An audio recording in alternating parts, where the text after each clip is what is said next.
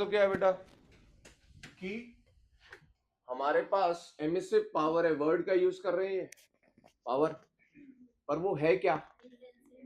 वो power upon area है जिसको इंटेंसिटी बोलते हैं। पता है तुम्हें इंटेंसिटी क्या होता है?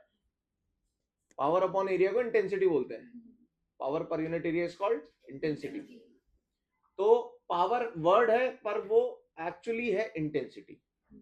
फिर दूसरा क्या? एमिसिव मतलब जो एमिट कर रहा है, जो रेडिएट कर रहा है। उसके लिए ऑलरेडी कौन बता चुका है हमें? स्टीफन। स्टीफन ने क्या बता दिया था? अगर ये निकालना है तो यार है सिग्मा टी की पावर 4। इसमें कौन सी एनर्जी की बात कर रहे हैं अपन? जो सभी लैम्डास, ऑल लैम्डास जितने भी प्रेजेंट है, एवरी एनर्जी मतलब टोटल एनर्जी की बात कर रहे हैं। फिर आते हैं अपन स्पेक्ट्रल एमिसिव पावर। इसका मतलब क्या? ऑफ किसी एक स्पेसिफिक लैम्डा की बात कर रहे हैं। भैया इस लैम्डा की बता कितनी एनर्जी मिल रही है।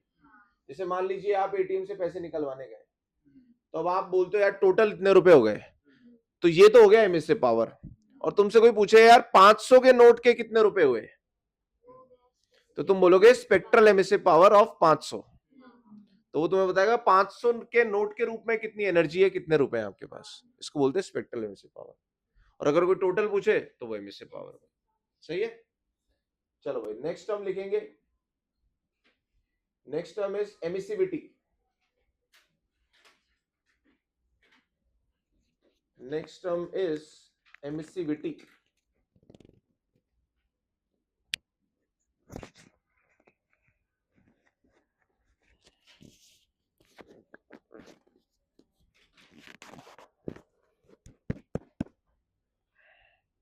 ठीक है। एमिसिविटी को कैसे डिफाइन किया गया? अब इधर लिख लीजिए बेटा, यूनिट के आगे लिखे डायमेंशनलेस। ठीक है, डायमेंशनलेस।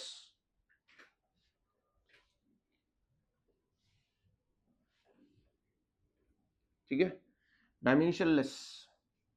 तो सर ये क्या है बताइए। देखिए सर, इसको बोलेंगे अपन ई से। किससे डिनोट करेंगे? ई से। तो इन्होंने बोला सर ये है आपकी emissive power of, emissive power of general body, of general body upon emissive power of black body. मतलब एमिसिविटी को डिफाइन किया गया ई से। ई से इसको अपन डिनोट करते हैं। और इसे कैसे डिफाइन किया गया? जनरल बॉडी को कंपेयर कर दिया गया ब्लैक बॉडी से, कि यार कोई जनरल बॉडी कितनी ब्लैक बॉडी है। अगर ये ब्लैक बॉडी ही है तो एमिसिविटी 1 हो गई। सही है ना? तो emissivity for black body is E की value 1 for black body.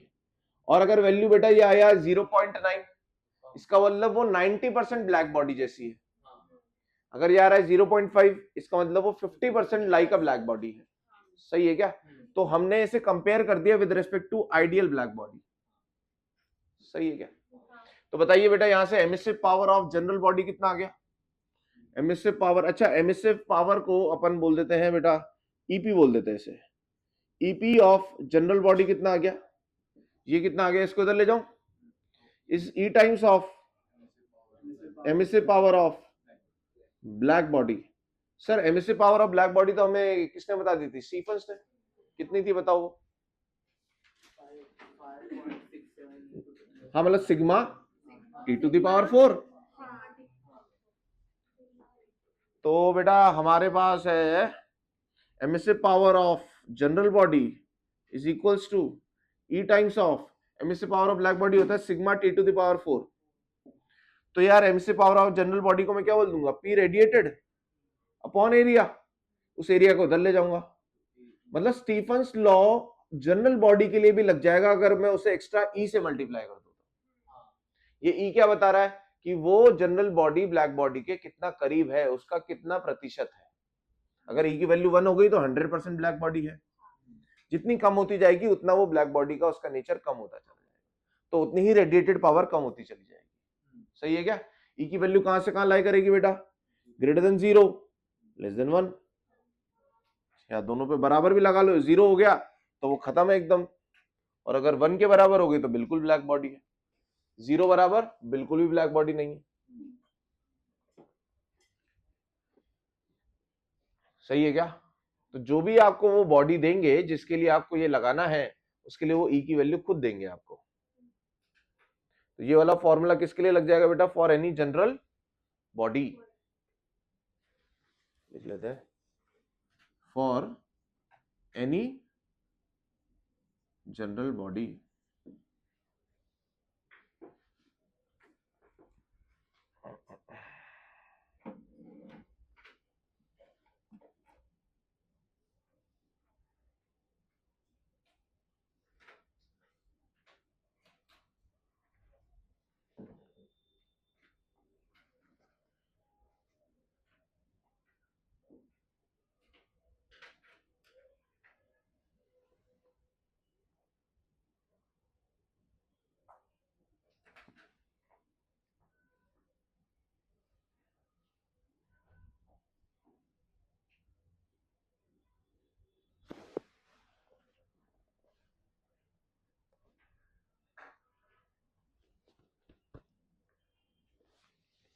Next है चौथा लास्ट, बता दू, चौथा लास्ट है बेटा absorptive power.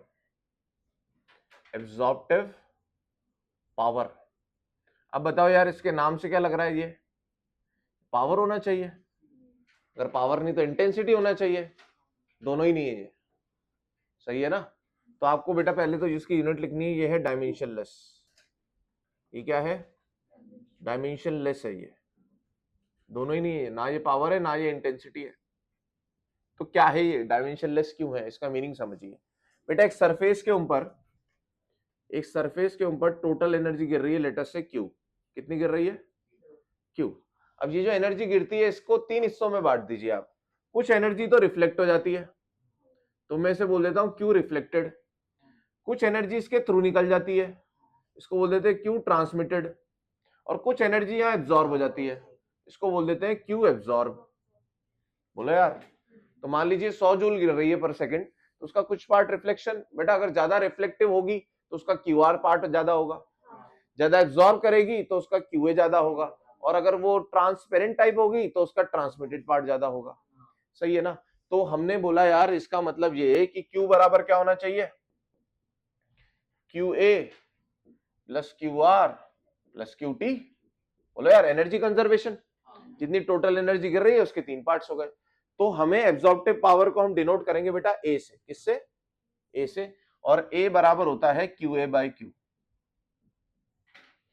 Q A by Q. Q A by Q समझ गए तुम? क्या होगा बेटा? कितना पार्ट एब्जॉर्ब हुआ टोटल का।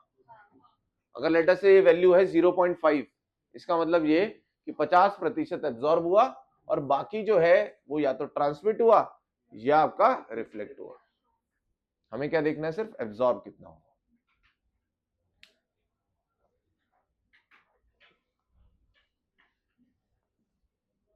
क्यू ए बाई क्यू, क्या रेशो में एब्जॉर्प्शन हो रहा है।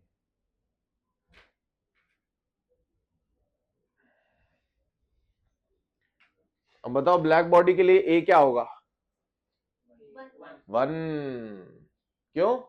क्योंकि जो गिरेगा वो 100% एब्जॉर्ब ही होगा। तो बेटा फॉर ब्लैक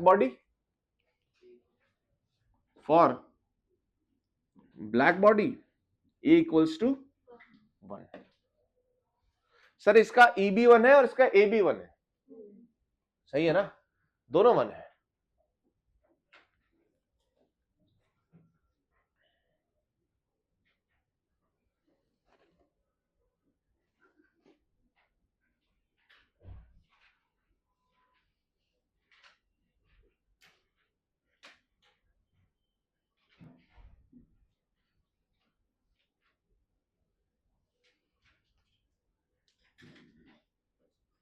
सही है।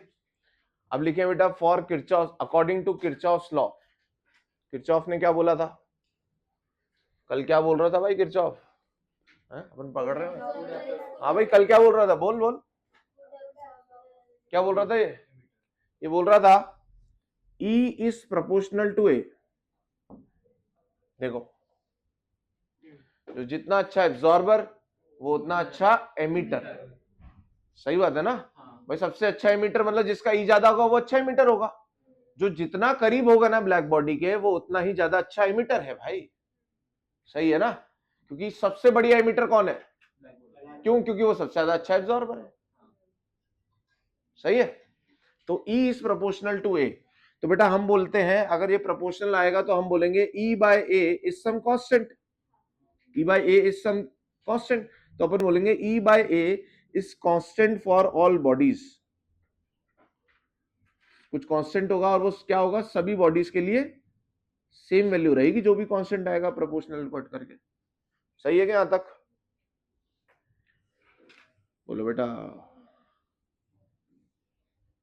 अब अगर मैं इसे हर बॉडी के लिए लगा सकता हूं E बाय A कांस्टेंट, तो मैं क्या बोलूंगा? मैं बोलूंगा सर, मैं बोलूंगा E by A for general body is equals to E by A for black body. ये अलग बॉडी, ये अलग बॉडी, दोनों के लिए लगा दिया मैंने E बाय कांस्टेंट।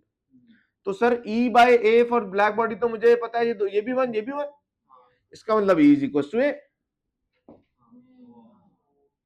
इसका मतलब E इक्वल्स टू A। तो आ गई ना यार वही वाली बात, जो जितना अच्छा एब्जॉर्बर वो उतना ही अच्छा। अगर A की वैल्यू 1 है तो E की वैल्यू 1 है। ये तो आपका ब्लैक बॉडी हो गई। कोई दूसरी बॉडी अगर A की वैल्यू 0.8 है तो E की वैल्यू भी 0.8 ही होगी। सही है ना? एक चीज और है बेटा, यहां पे ना एक चीज सुनना ध्यान से, जो E is proportional to A, E by A, E by A, E equals to A, जहां भी हम कर रहे हैं ना, यहां हमें साथ साथ में लैम्डा लगाना है। लैम्डा मतलब ये कि जिस लैम्डा का वो अच्छा एब्जॉर्बर है उस लैम्डा का वो अच्छा एमिटर है। ऐसा नहीं है कि वो ग्रीन ज्यादा अच्छा एब्जॉर्ब करता है तो रेड ज्यादा अच्छा एमिट करेगा। जो जिस लैम्डा का अच्छा एब्जॉर्बर है वो उसी लैम्डा का अच्छा। तो ऐसे अलग अलग देखेंगे तो कंप्लीट आ गया ना यार। इतने सारे लैम्डास का अच्छा एब्जॉर्बर है तो इतने सारे लैम्डास का वो अच्छा एमिटर है। अब मान लो वो एब्जॉर्बर तो रेड का है और तुम एमिट उससे ग्रीन करवाना चाह रहे हो तो गड़बड़ हो जाएगी। तो ये जो लॉ है ना बेटा, ये जो अपन बात कर रहे हैं ना किरचॉफ्स लॉ, ये भी किसके लिए? Of that specific lambda. ठीक है, ये बात अपन लाइन से लिख लेंगे। कई बार हम इसको यहां भी लिख सकते हैं, या लैम्डा लैम्डा लगा देते हैं। तो कंफ्यूजन हो रहा है तो यहां मत लगाना, कंफ्यूजन हो रहा है तो यहां मत लगाना, और हम इस बात को लिख लेंगे, समझ लेंगे। ठीक है ना? आपने बताया था कि जब ब्लैक बॉडी कुछ ऑब्जर्व करेगा तो कुछ अमाउंट ऑफ कुछ टाइप ऑफ लैम्डा ऑब्जर्व करेगा, और जब वो नहीं, ब्लैक बॉडी इज समथिंग जो सारे लैम्डास एब्जॉर्ब करता है। एमिट भी करेगा ना, तो हाँ, फिर वो एमिट भी करेगा। पर वो ही लैम्डास को वापस एमिट नहीं करेगा, हाँ, वो अलग में एमिट करेगा। उन्हीं लैम्डास को एमिट करेगा यार। नहीं मतलब वो जो भी एमिट करेगा उसका लैम्डा अलग रहेगा ना, इतना सेम टू सेम तो नहीं रहेगा ना दोनों? Same to same. Same to same. हाँ, मैंने ये बोला था कि रिफ्लेक्ट नहीं कर रहा, वो एब्जॉर्ब कर रहा है देन एमिट कर रहा है। सही है ना? वो नेट एमिटर है कि वो नेट एब्जॉर्बर है, वो डिपेंड करेगा टेम्परेचर पे, कि एमिट ज्यादा कर रहा है या एब्जॉर्ब ज्यादा कर रहा है, वो डिपेंड करेगा कि उसका टेम्परेचर कितना है।